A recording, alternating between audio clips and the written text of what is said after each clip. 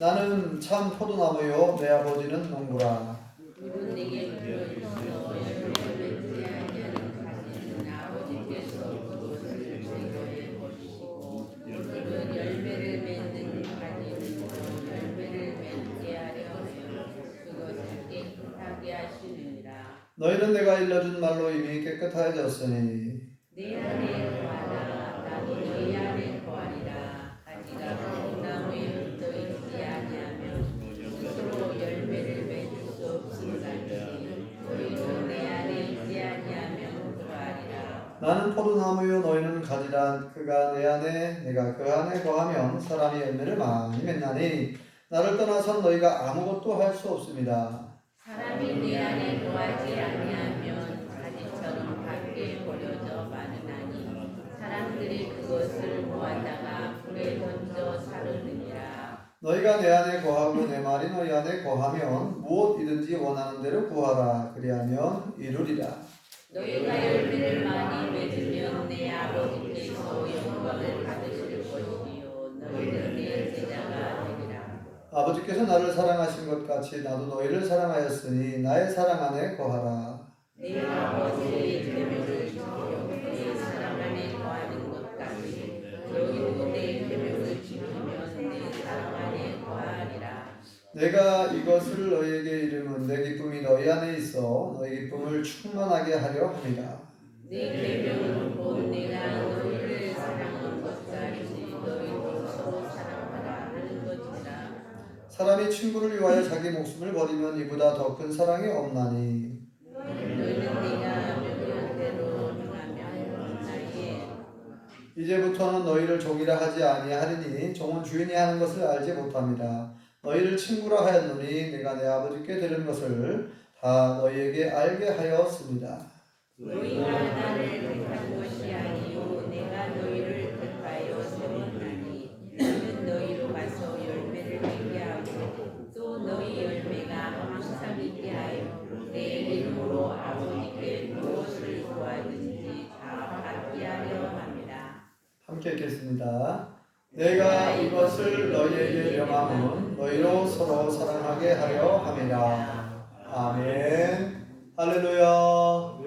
하나님의 크신 복이 함께 하시는 줄 믿습니다. 우리 옆사람 같은 인사 나누시죠. 반갑습니다. 참 잘 나오셨습니다. 은혜 받읍시다. 네, 이제 봄날이 되었습니다. 식목일도 다가오고 있네요. 식목일은 4월 5일이죠.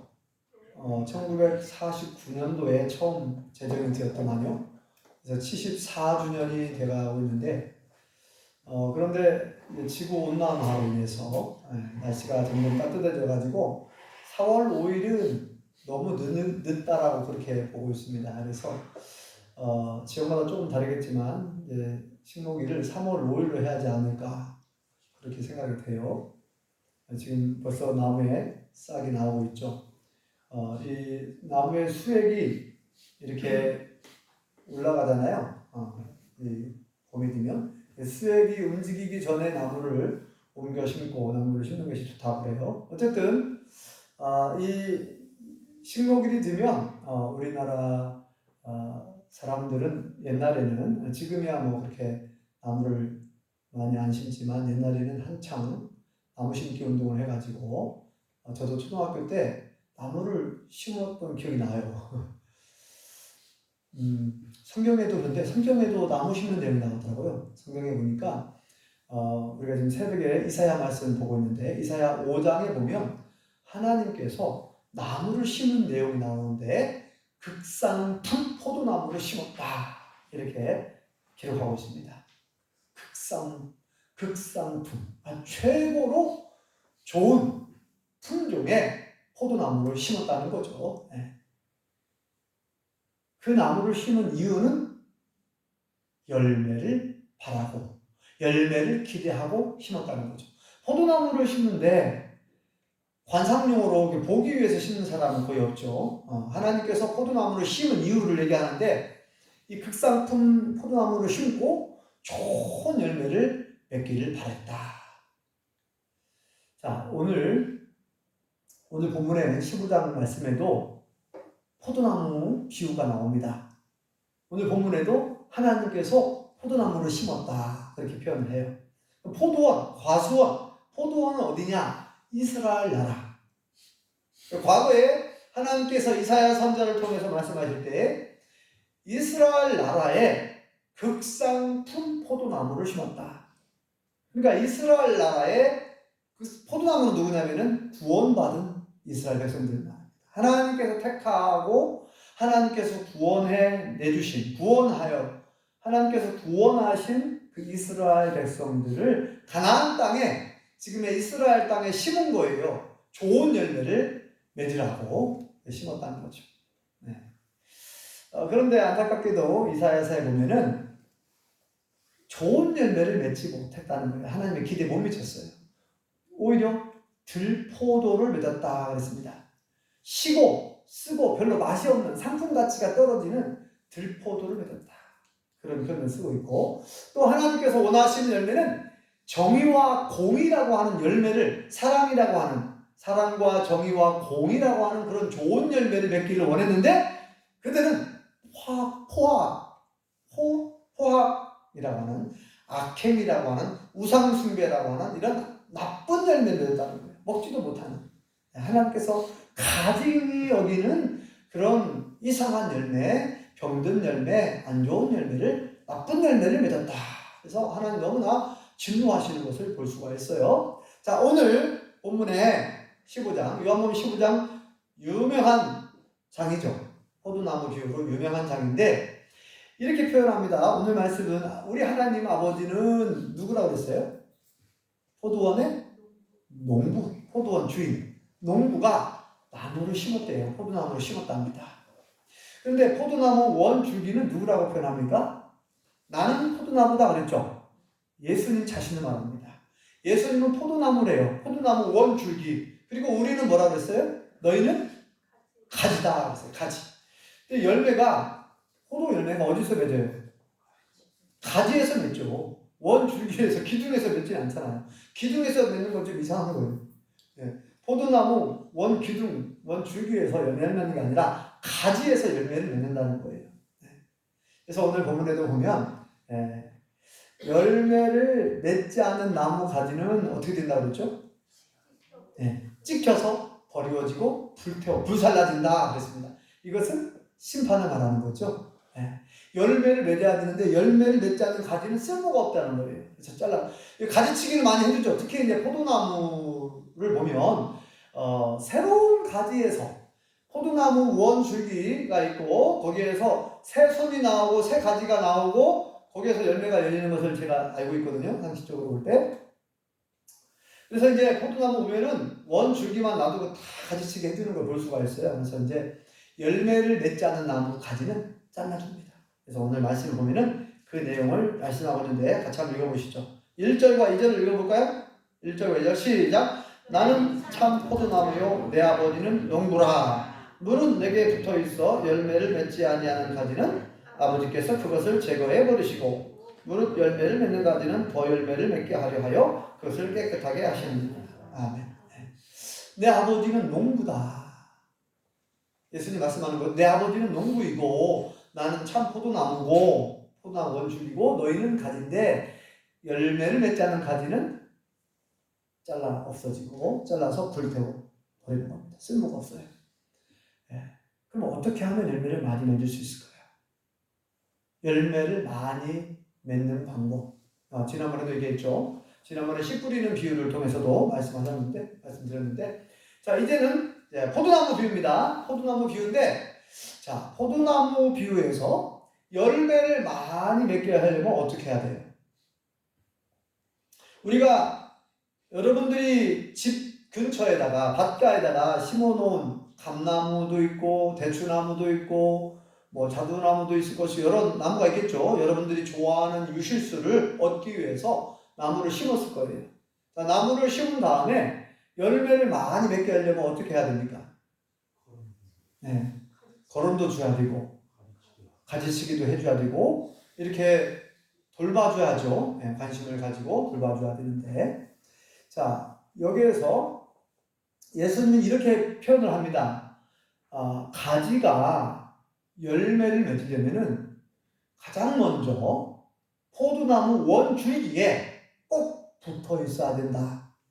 떨어져 나가면 죽은 거라는 거죠. 그죠? 이 가지가 원줄기에서부터 떨어져 나간 가지는 절대 영양분을, 수분을 공급받을 수가 없죠. 왜냐면 뿌리로부터 시작해서 원줄기를 통해서 가지로 이 물이, 수분이 공급되고 영양분이 공급이 되는데 이 원줄기에서 떨어져 나가면 안 된다는 거예요. 그래서 우리가 잘 아시는 바와 같이 포도나무에 가지가 열매를 맺으려면 첫째, 원줄기에 꼭 붙어 있어야 된대요. 자, 오늘 말씀을 볼까요? 자, 4절 읽어보겠습니다. 4절 시작. 내 안에 거하라 나도 너희 안에 거하리라. 가지가 포도나무에 붙어있지 아니하면 스스로 열매를 맺을 수 없음 같이 너희도 내 안에 있지 아니하면 그러하리라. 아멘. 자, 이렇게 너무도 쉽게 설명을 하고 있어요. 예수님께서는 비유라고 하는 이 비유는 본래 예수님께서 주시고자 하는 메시지, 말씀이 있죠. 따로 있기는 하는데 일단은 이렇게 쉽게 이해하기 쉽게 하기 위해서 지난번에 말씀드린 씨 뿌리는 비유를 통해서 어떻게 어느 밭에 떨어져야 좋은 열매를 맺을 수 있는지 지난번에 씨 뿌리는 비유 말씀드렸죠. 씨가 어느 땅에 뿌려져야 된다 그랬어요? 열매를 맺으려면 좋은 땅, 옥토에 떨어져야 됩니다. 자갈밭에 떨어지거나 길밭에, 도로에 떨어지면 안 되죠. 바위에 떨어져도 열매를 맺을 수 없고, 가시떨기에 떨어져도 처음에는 자라는 것 같지만 그 가시떨기 나무에 그냥 기운에 막혀가지고 더 이상 자랄 수가 없어서 광합성도 제대로 못하고 햇빛도 못 받고 그래서 더 이상 자라지를 못하니까 열매를 못 맺는다. 그래서 옥토, 좋은 밭에 떨어져야 된다. 그래서 우리의 마음밭이 옥토가 돼야 되고 좋은 밭이 되어서 씨앗은 뭐라 그랬어요? 씨앗은 하나님의 말씀이라고 했죠. 하나님의 말씀이 우리의 마음밭에 옥토 같은 좋은 밭에 떨어져야 그리고 그 말씀대로 살아야 열매를 맺는다 그랬죠. 자, 오늘 말씀에는 또 다르게 표현을 하고 있는데 자, 포도나무 비유를 통해서 어떻게 하면 열매를 많이 맺을 수 있느냐. 가지가 포도나무 원줄기에 붙어 있어야 되는 것처럼 우리 믿는 사람들이 예수님께 꼭 붙어 있어야만 열매를 맺을 수 있답니다. 그러면 예수님께 꼭 붙어 있는다는 것은 무슨 말일까요? 네? 예수님하고 나하고 막 꼭 붙어 있어야 되니까 떨어지지 맙시다 해가지고 끈으로 칭칭 감고 있을까요? 수갑 같이 채우고 수갑 같이 채워가지고 다닐까요? 어떻게 해야 됩니까? 떨어지지 않으려면 오늘 말씀에 보니까 우리가 예수님 안에 거해야 된대요. 우리가 예수님 안에 있어야 된대요. 여기 보면 그죠? 자, 다시 한번 읽어볼까요? 5절 말씀을 또 한번 읽어보겠습니다. 시작. 나는 포도나무요 너희는 가지라. 그가 내 안에 내가 그 안에 거하면 사람이 열매를 많이 맺나니 나를 떠나서는 너희가 아무것도 할 수 없습니다. 아멘. 첫째, 자, 예수님께 붙어 있는다는 얘기는 어떻게 해야 된다 그랬어요? 예수님 안에 거해야 된대요. 예수님 안에. 우리가 어디 안에 있어야 된다고요? 예수님 안에. 예수님 안에 거해야 된대요. 거한다는 산다는 얘기잖아요. 예수님 안에서 살아야 된다.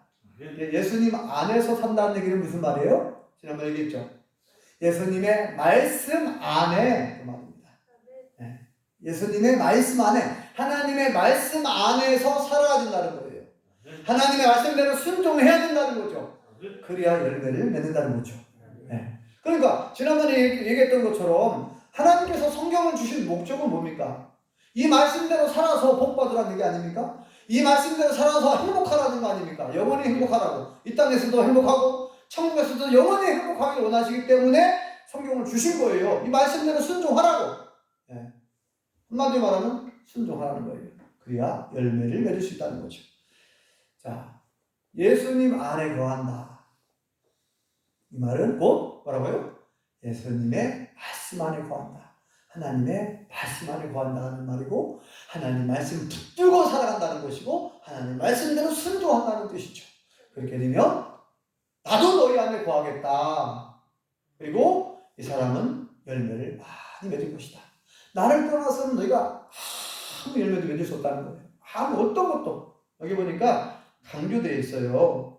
자, 5절을 다시 한번 천천히 읽어볼까요? 시작. 나는 포도나무요 너희는 가지라. 그가 내 안에 내가 그 안에 거하면 사람이 열매를 많이 맺나니 나를 떠나서는 너희가 아무것도 할 수 없습니다.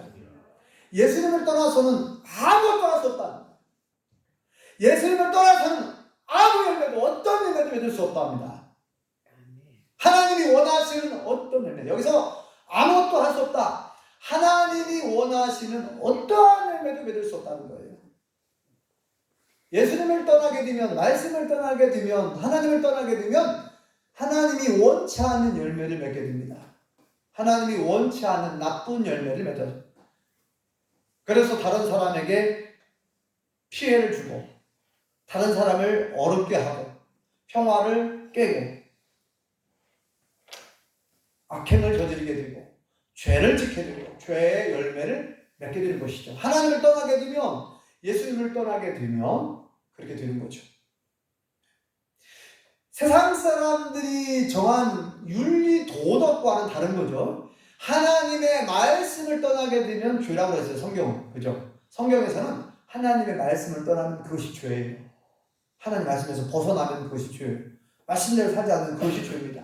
내 부모를 공경하라. 예를 들어서 내 부모를 공경하라 그랬는데 부모를 공경하지 않으면 그것이 죄가 되는 거예요. 부모를 공경해야 되는데, 마땅히 공경해야 되는데 부모에게 효도하지 않았고 부모에게 공경하지 않으면 그게 죄가 되는 거예요. 그래서 선을 행할 줄 알고도 선을 행하지 않으면 그것이 곧 죄다 그랬어요. 선을 행해야 되는데, 세상 사람들의 기준에 의하면 선을 행하지 않아도, 어떤 도둑질을 안 했으면은, 도둑질만 안 하고 다른 사람에게 피해를 안 주면 그것이 잘한 거라고 보잖아요, 보통. 근데 성경에서는 적극적으로 선을 행하라고 말합니다. 성경에서는 하나님은 적극적으로 선을 행하라는 거예요. 선을 행하지 않으면 그것이 곧 죄라는 거예요. 기준이 다른 거예요. 하나님의 말씀의 기준과 세상의 윤리 도덕의 기준과 다른 거예요. 그래서 우리가 오늘 말씀을 잘 기억하셔서 어떻게 하면 하나님이 원하시는 좋은 열매를 많이 맺을 수 있는가를 잘 기억하셔야 됩니다. 자, 오늘 말씀에, 자, 그럼 그 열매는 어떤 열매냐? 열매에 대해서 6번이나 나옵니다. 열매를 맺으려면 열매를 맺어야 된다. 열매에 대해서 6번이나 나와요. 열매가 얼마나 중요한지 계속 열매를 강조하는데요. 자, 하나님께서 우리로 하여금 열매를 맺게 하기 위해서 우리를 선택하고 불렀다라고 표현이 나오는데, 16절을 읽어보시죠. 16절 시작. 너희가 나를 택한 것이 아니요 내가 너희를 택하여 세웠나니 이는 너희로 가서 열매를 맺게 하고 또 너희 열매가 항상 있게 하여 내 이름으로 아버지께 무엇을 구하든지 다 받게 하려 함이라.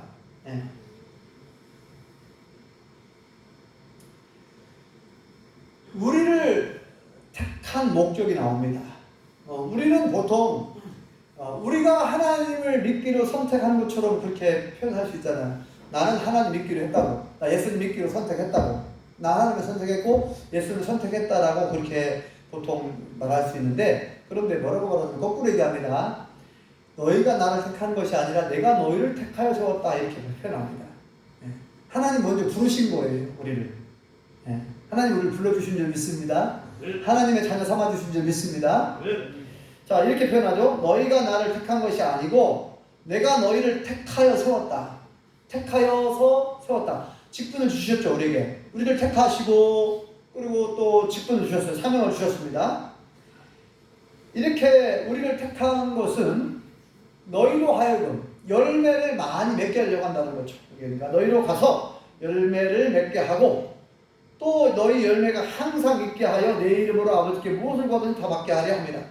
자, 열매를 맺게 하려고 우리를 택하여 세웠는데, 열매를 맺게 되면 우리 하나님이 영광 받으시고 하나님 기뻐하신대요.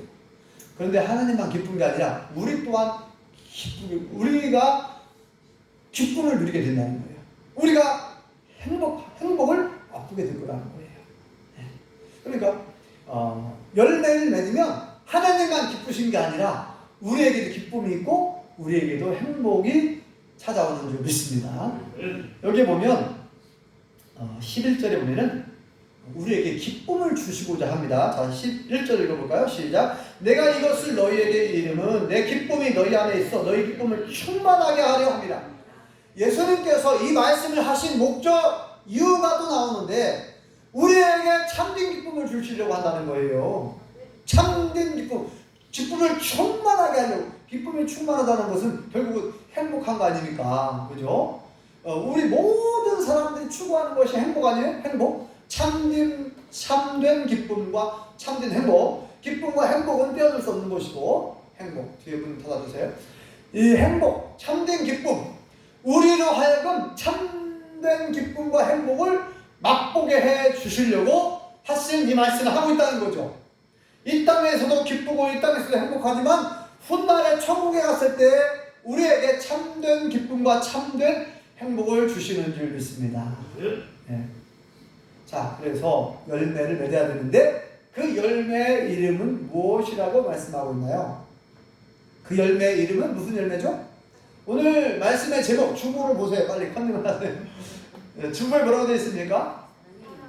사랑의 열매. 이 열매는 사랑의 열매.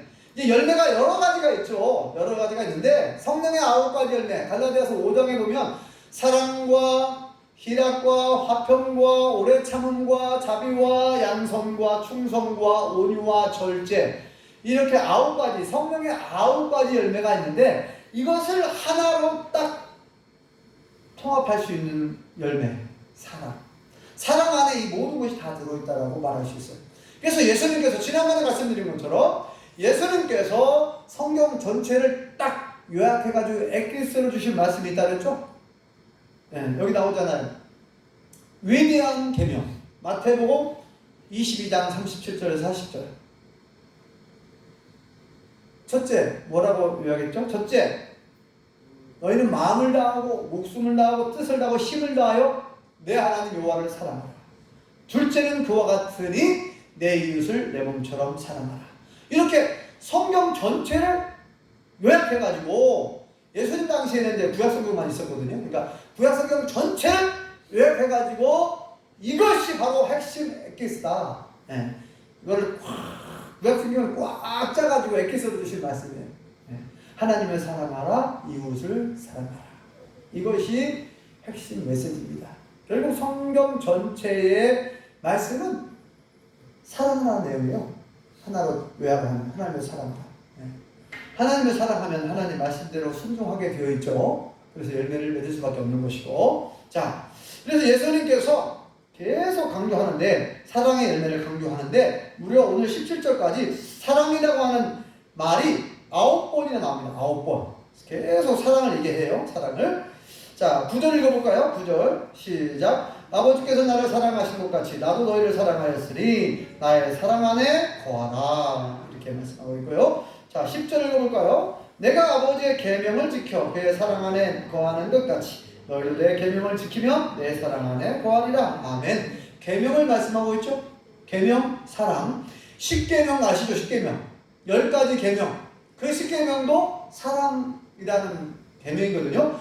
1계명부터 4계명까지는 하나님과 우리 사이의 관계 속에서 우리가 지켜야 될 계명인데 곧 하나님을 사랑하는 얘기잖아요. 그죠? 너희는 나 외에는 다른 신을 내게 두지 말라.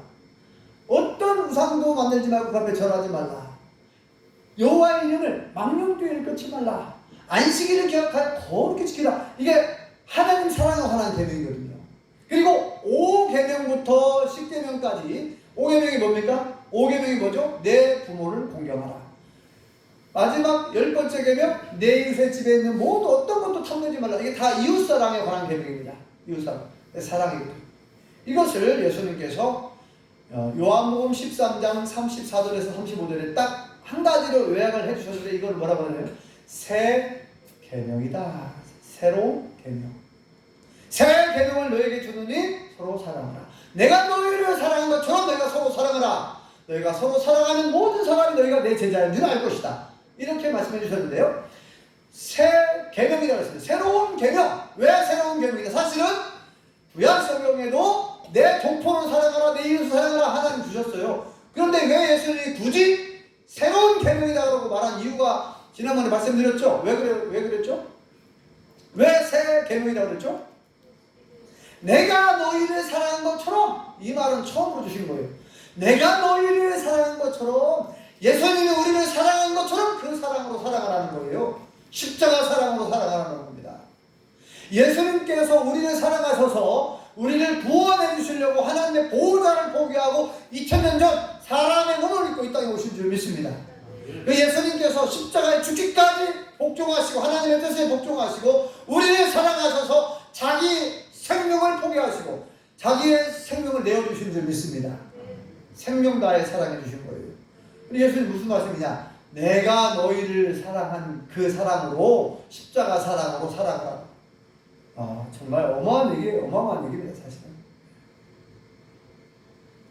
어떻게 예수님이 나를 사랑한 그 사랑으로, 십자가 사랑으로 어떻게 목숨을 다해서 사랑할 수 있을까? 이게 숙제예요, 저도. 기도 제목입니다. 하나님, 내 이웃을 내 몸처럼 사랑하라. 원수까지도 사랑하라.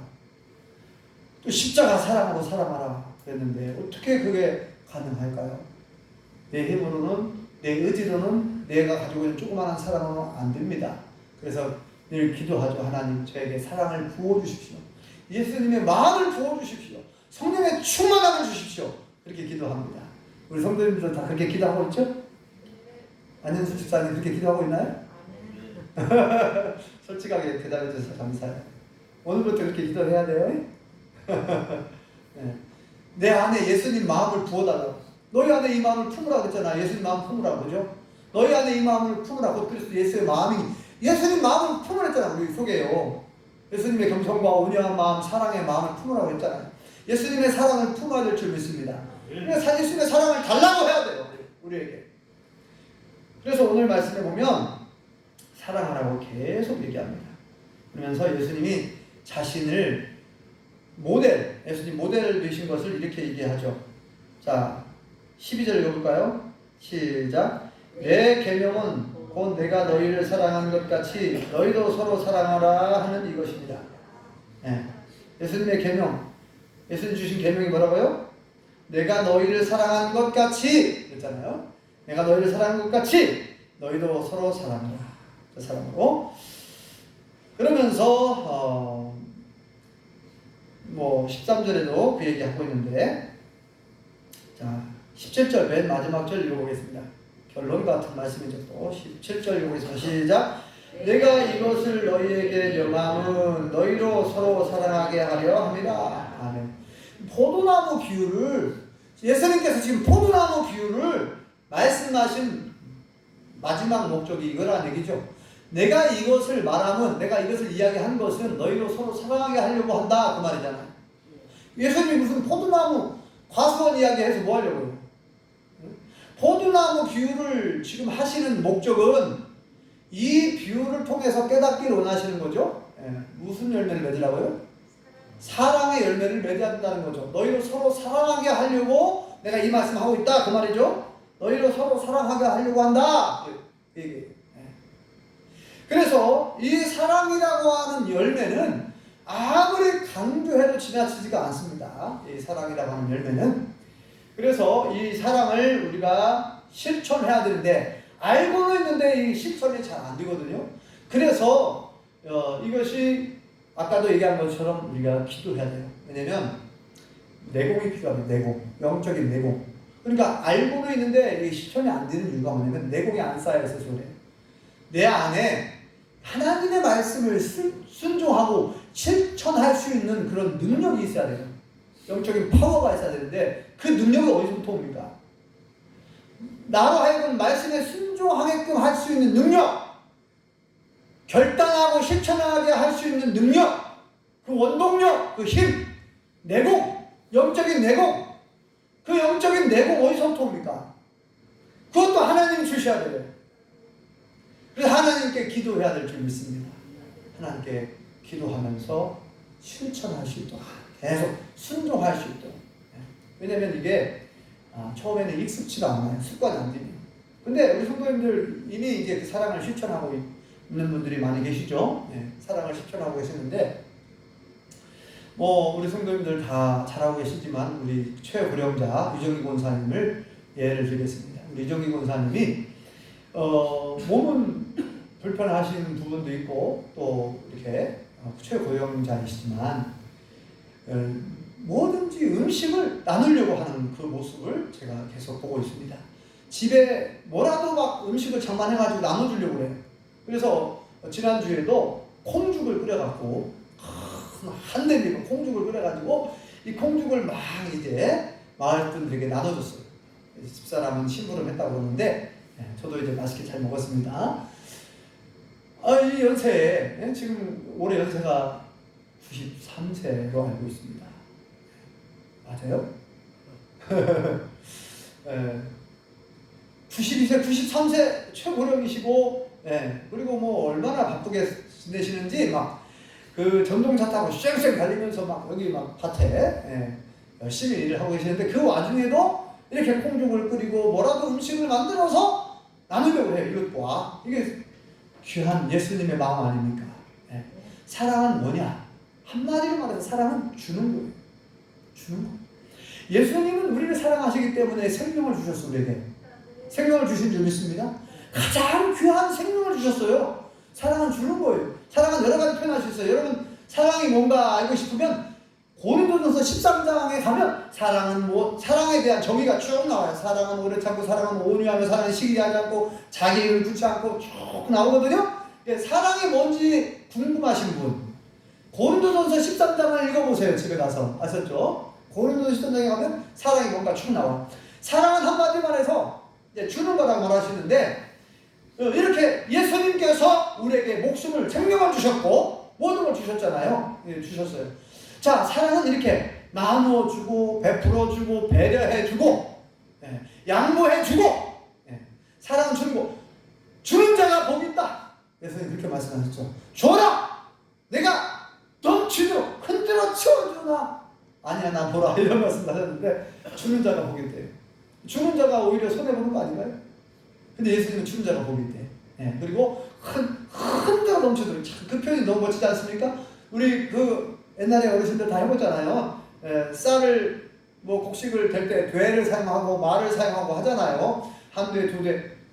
그냥 이렇게 부어서 주는 거 하고 흔들어 주는 거 다르죠. 막 흔들면 더 들어가더라고요. 더 흔들면 흔들수록 막 꽉꽉꽉 채워지더라고요. 근데 표현을 얼마나 생생하게 표현하고 있습니까? 예수님께서 내가 흔들어 넘치도록 채워주겠다. 야, 기가 막힌 표현이에요. 흔들어 넘치도록 채워주겠다. 여러분, 사랑은 주는 겁니다. 그러니까 저와 우리 모든 성도들이 이 세상을 살아가는 동안에 어떻게 사랑을 실천할 것인가? 자, 최고의 사랑은 뭘까요? 최고의 사랑은 생명을 내어주는 것인데, 여러분들의 이웃을 위해서, 하나님을 위해서, 여러분들 생명을 바치라고까지는 제가 말씀을 드리기가 좀 어렵네요. 생명을 바치면 더 좋겠지만, 자, 생명을 바친다라는 의미는 아시겠죠? 자, 생명을 내어주기까지, 자, 순교하신 분들, 자, 지금도 저 이슬람 국가에서, 북한에서는 생명 걸고 예배를 드리고 생명 걸고 전도를 하는 거예요. 배가 뛰면 사형당하고 죽는다고 하시거든요. 우리가 그런 상황은 아니잖아요. 우리가 얼마든지 우리가 이웃사랑을 실천할 수 있는데 최고의 이웃사랑은 뭐냐? 전도하는 거예요. 영혼구원. 그러니까 복음을 전해가지고 그 사람이 예수님 믿고 천국 가는 거 그보다 더 큰 사랑이 어디 있습니까? 영혼을 사랑하고, 그죠? 우리가 이웃에게 콩죽을 나눠주고 또 부친께도 나눠주면서 자연스럽게 그 사람에게 사랑을 실천하는 거예요. 예수님의 사랑을 나눠주는 거거든요, 이게. 자, 이거 사랑의 표현이죠. 사랑의 표현입니다. 그것도 표현이 아주 중요해요. 자, 그렇게 여러 가지 방법을 통해서, 콩죽을 통해서도 부친께를 통해서 여러 가지 그 사랑을 실천하면서 사랑을 베풀면서 예수님의 사랑을 전해주는 거죠. 그리고 복음을 또 전해주고, 복음을 전해주어서 그들이 복음을 듣고 예수님을 믿고 영접한다면 이보다 더 큰 사랑이 어디 있겠어요? 그 한 영혼이 천하보다 귀하다. 예수님께서 뭐라고 말씀하셨습니까? 이미 구원받은 의인 99명보다 이 세상에서 죄인 한 사람이 구원받고 돌아오면 하나님 나라에는 잔치가 벌어진다는 거예요. 너무 기뻐가지고 하나님께서 천사들과 함께 막 잔치를 벌인다는 거예요. 그러니까 이웃사랑의 최고의 사랑은 복음을 전해주는 거예요. 부침개를 통해서 전도하든지 콩죽을 통해서 전도하든지 어떤 방법으로든지 전도를 하고 복음을 전하고 예수님을 믿게 하고 구원 받을 수 있도록 그 영혼을 위해 기도하고 전도하는 거예요. 사랑하는 성도 여러분, 우리가 2023년 새해가 시작된 지 벌써 3개월이 지나고 있습니다. 자, 올 한 해 우리가 어떤 열매를 맺어야 할 것인가? 수많은 열매 중에서 가장 중요한 열매는 사랑의 열매니, 이 사랑의 열매, 하나님을 더욱 사랑하고 이웃을 사랑하는 마음으로 죽어가는 영혼들을 위해, 그 영혼들을 위해 기도하고 그 영혼을 구원하기 위해서 전도해야 될 줄 믿습니다. 전도의 열매, 사랑의 열매죠. 가장 큰 사랑의 열매는 전도의 열매예요. 하나님이 얼마나 제일 기뻐하신다, 이거를 하나님께서. 잔치가 벌어진다는데, 하나님 나라에서. 그러니까 하나님의 마음을 조금이라도 헤아리시고 하나님이 어떤 열매를 맺기 원하시고, 오늘 분명히 말씀하고 있죠. 사랑의 열매를 맺기를 원하신다는 거예요. 내 힘으로 안 되니까. 그래서 하나님 말씀으로 무장해야 되고, 기도로 무장하고, 말씀과 기도로 성령 충만해야 내공이 생깁니다. 내공은 하나님 말씀과 기도로 성령 충만해야 내공이 생겨서 그래야 실천할 수 있습니다. 전도할 수 있습니다. 기도할 수 있습니다. 그래서 오늘 말씀처럼 이 사랑의 열매를 많이 맺어서 하나님께 영광을 돌리시고 하나님이 주시는 기쁨과 행복을 날마다 맛보며 천국을 경험하며 살아갈 수 있기를 예수님의 이름으로 축원합니다. 기도하겠습니다. 여호와 하나님 은혜를 감사합니다. 하나님께서 오래전 이스라엘 땅에 이스라엘 백성들을 심으시고 그들에게 좋은 열매를 바라셨는데 안타깝게도 그들은 좋은 열매를 맺지 못하여 하나님의 심판을 받았던 것을 말씀을 통하여 알게 되었습니다. 오늘 본문에 예수님께서 또다시 포도나무 비유를 통해서 우리를 포도나무 줄기, 가지라고 표현하면서 열매를 많이 맺어야 된다고 말씀하신 것을 보았습니다. 특별히 사랑의 열매를 많이 맺으라고 우리를 용평리 땅에 심으셨사오니, 구룡리 마을에 우리를 심어 놓으셨사오니 열매를 많이 맺을 수 있도록 우리를 도와주시옵소서. 사랑의 열매를 많이 맺을 수 있도록 우리에게 성령의 충만함을 허락하여 주옵소서. 예수님의 마음을 품게 하여 주시옵소서. 예수님의 사랑으로 충만하게 도와주시옵소서. 그래서 내 이웃을 사랑하여 그들을 위해 기도하고 그들의 영혼을 위하여 기도하고 그들의 영혼 구원을 위해서 사랑을 실천하고 전도하고 복음을 전파하여 열매를 많이 맺어 하나님께 영광 돌리며 하나님이 주시는 기쁨과 평안을, 행복을 맛보게 도와주시옵소서. 예수님의 이름으로 기도합니다. 아멘.